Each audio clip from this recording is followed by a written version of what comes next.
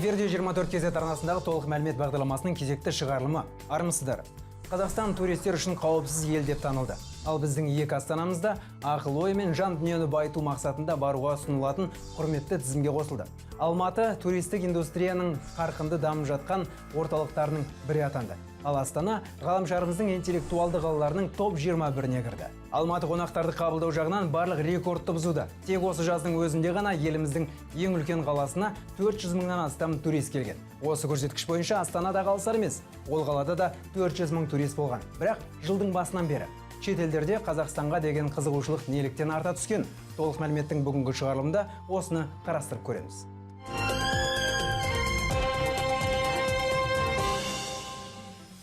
Әйгілі британиялық саяхатшыларға арналған Row Guide басылымы жүргізген зерттеудің нәтижесі бойынша Алматы барып көруге тұрарлық қалалардың үздік ондығына іліккен. Оңтүстік мегаполиске Қазақстанда туризмнен түсіп жатқан табыстың жартысына дейінгі бөлігі тиесілі. Ал қалалық бюджет туриндустрияның арқасында жыл сайын 30 миллиард теңгеден астамға толығып отырады. Ал бұл қазынаға түсетін қаржының 8%. Астанаға келер болсақ, елордамыз Америкалық интеллектуалды қоғамдастық форумының жыл сайын жасайтын ғаламшарымыздың ең ақылды қалаларының үздік 21 тізіміне қосылды.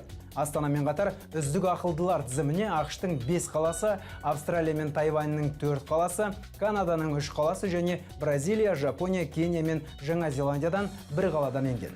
Барлық қалаларды бағалау 5 негізгі көрсеткішке негізделген. Қалалық және аймақтық жоспарлау, оның сол жерде тұрып жатқан адамдардың тұрмысына әсері. Сонымен қатар инфрақұрылымдық даму деңгейі мен қалалық жоспарлауға енгізіліп жатқан инновациялар мен заманауи технологиялар. Дәл осы белгілер жоғарыда айтылған тізімдегі қандай да бір қаланың бәсекеге қабілеттігі мен орнын анықтайды. Осы жылдың тақырыбы революциялық қоғамдастық. Астанамыз осы айтылған талаптардың барлығына сай келетін болып шықты. Шетелдіктер арасында Қазақстанға деген қызығушылықтың туындауына еліміздің үкіметі жүргізген стратегиялық білімді қадамы үлкен себін тигізді. Осы жылдан бастап еліміздің аймағына 10 елдің азаматтарына 15 күнге дейін визасыз болуына рұқсат етілді. Олар Германия, ақш, Ұлыбритания, Жапония, Франция, Италия, Голландия, Малайзия, Біріккен Араб Әмірліктері және Оңтүстік Корея. Қазақстандық дипломаттардың бұл жобасы өзін-өзі толығымен ақтады және 2015 жылдан бастап визасыз тізім көбейе түспек, шамамен 48 елге дейін. ақш-тағы біздің елшілігіміз Қазақстандағы назар аударарлық қызықтардың тізіміне Борат кітабындағы ойдан шығарылған кейіпкерді қосып қойған. Ал ол дәл осылай аталатын фильм коммерциялық табысқа қол жеткізгеннен кейін шыққан болатын. Жақында таратылған ақпар кітапшада ешқашан болмаған әнші Билли секс-маньяк жергілікті поп жұлдыздардың арасында шынымен де бар деп көрсетілген. Бұл маркетингтік қадам ба әлде осындай ақпарат анықтамалықтарға жаңылыс түсіп кеткен бе? Белгісіз. Алматы шетелдіктер, оның ішінде Еуропа мен Солтүстік Американың елдерінен келетін қонақтар үшін жыл өткен сайын тартымды болып барады.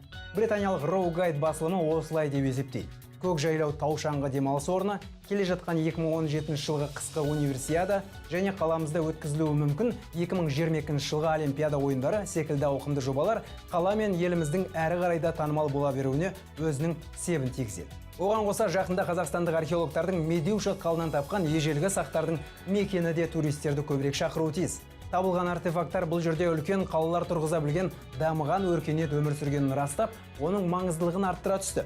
Бүгінгі таңда оңтүстік Астана бұл Қазақстанға ағылып жатқан туристер легінің 5-тен 1 бөлігі, яғни еліміздің аймағына келіп жатқан шетелдіктердің шамамен 20% Алматыға келеді. Әрине, шетелдік қонақтарымыз көре алатын маңызды орындар Қазақстанда тек осы екі үлкен қалада ғана емес. Елімізде табиғи және қолдан жасалынған назар аударарлық орындар жеткілікті.